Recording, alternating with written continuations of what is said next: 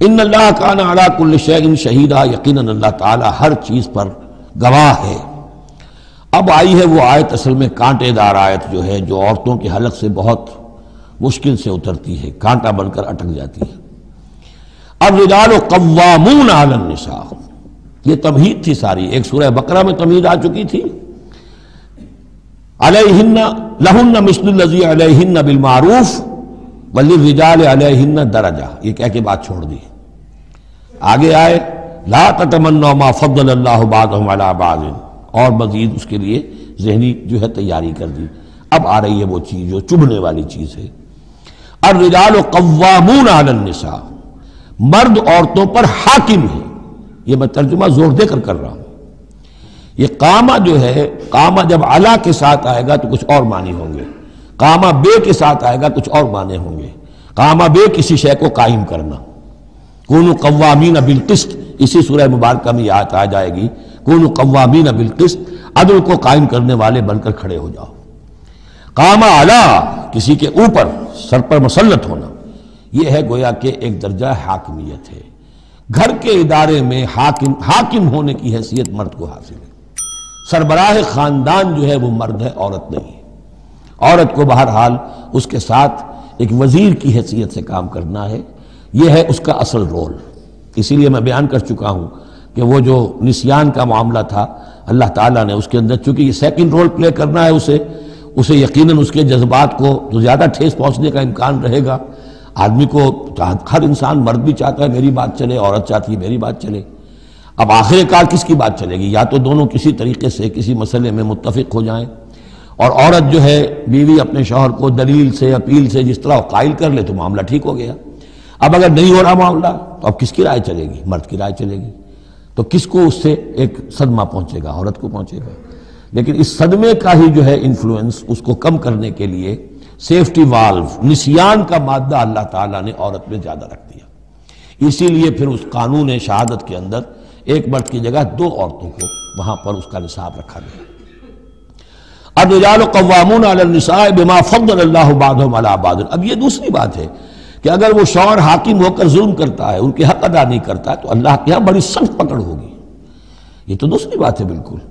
لیکن یہ کہ جو قانون ہے اسلام کا وہ یہی ہے کہ یہ اختیار دیا گیا، اب آپ اس اختیار کا غلط استعمال کر رہے ہیں، آپ اس کو ظلم کا ذریعہ بنا رہے ہیں، تو اس کی سزا اللہ تعالیٰ کے ہاں آپ کو مل جائے گی۔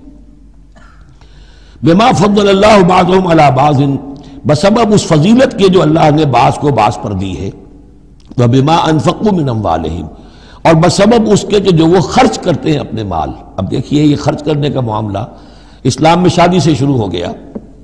شادی مرد کی بھی ضرورت ہے، عورت کی بھی ضرورت ہے، لیکن مرد مہر دیتا ہے، عورت مہر وصول کرتی ہے۔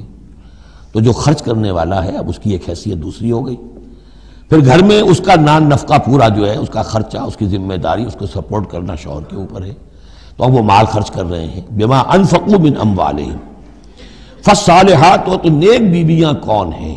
جو کہ ایک یوں سمجھیے قرآن کے نزدیک ایک عورت کا جو اچھا کردار ہونا چاہیے، ایک خاتون خانہ کی جو بہترین روش ہونی چاہیے، وہ یہاں 3 الفاظ میں آئی ہے۔ فالصالحات، نیک بیویاں، قانتات، ایک تو فرما بردار ہوتی ہیں، شوہروں کی فرما بردار۔ حافظات للغیب، غیب میں حفاظت کرنے والیاں، یعنی ظاہر بات ہے کہ مال ہے کسی کا تو گھر میں ہے، وہ تو کام پہ چلا گیا ہے، اب وہ کس کی حفاظت میں ہے؟ بیوی کی حفاظت میں ہے۔ اسی طرح اب بیوی کی جو عصمت ہے وہ در حقیقت مرد کی عزت ہے، اب وہ اس کی عزت کی حفاظت کرے اس کی غیر موجودگی میں۔ اسی طرح مرد کے راز ہوتے ہیں، سب سے زیادہ بڑھ کر جو ہے رازدان وہ تو بیوی ہوتی ہے۔ تو 3 اعتبارات سے حافظات للغیب، حافظات للغیب، غیب میں حفاظت کرنے والیاں، حفاظت کرنے والیاں شوہر کے مال کی، شوہر کے رازوں کی، اور شوہر کی عزت کی۔ بما حفظ اللہ، اللہ کی حفاظت سے، حفاظت ہے تو اللہ کی، لیکن جیسے رازق اللہ ہے لیکن کام تو انسان کو کرنا پڑتا ہے، رزق کمانا پڑتا ہے۔ واللاتی تخافون نشوزہن، اور وہ خواتین کے جن کے بارے میں تمہیں اندیشہ ہو جائے ان کے اندر سرکشی کا، ضد ہے، ہٹ درمی ہے، بات نہیں مان رہی ہیں، اپنی بات منوانی ہے، کسی نہ کسی طریقے سے گھر کی فضا خراب کی ہوئی ہے، یہ ہے نشوز۔ ذہناً تسلیم نہ کرنا کہ میری حیثیت جو ہے وہ بہرحال شوہر کے تابع دار کی ہے۔ اس کو اگر تسلیم نہیں کریں گے تو ظاہر بات ہے فرکشن ہوگی، اور فرکشن جو ہے اس کے نتیجے کے اندر وہ گھر کے اندر جو ہے وہ ایک فساد پیدا ہوگا۔ واللاتی تخافون نشوزہن فعظوہن، تو ان کو پہلے تو نصیحت کرو، واہجروہن فی المضاجع، دوسرے تنبیہ کے طور پر ان سے تعلق اپنے بستر علیحدہ کر لو، اور ان کے ساتھ وہ تعلق ذل و شو جو ہے کچھ عرصے کے لیے بند کر دو۔ وَاضْرِبُوهُنَّ، اس پر بھی ٹھیک نہ ہو تو انہیں مارنے کی بھی اجازت ہے۔ اس میں حضور نے جو روکا ہے وہ یہ ہے کہ چہرے پر نہ مارا جائے، اور کوئی ایسی مار نہ ہو جس کا مستقل نشان جسم پر پڑے۔ اب یہ چیزیں اللہ کا کلام ہے، اس کے اندر جو ہے کوئی ہمارے لیے کوئی جھجک نہیں ہے، معاشرتی زندگی کو ٹھیک رکھنے کے لیے اس کی ضرورت پیش آئے تو وہ بھی کرنی ہوتی ہے۔ فَإِنْ أَطَعْنَكُمْ، پھر اگر وہ تمہاری اطاعت کریں، فَلَا تَبْغُوا عَلَيْهِنَّ سَبِيلًا، تو اب ان پر خام خواہ کی زیادتی کرنا، پچھلے غصے نکالنا، بار بار جو ہے وہ اپنے غصے کا اظہار کرنا، یہ بھی ٹھیک نہیں ہے۔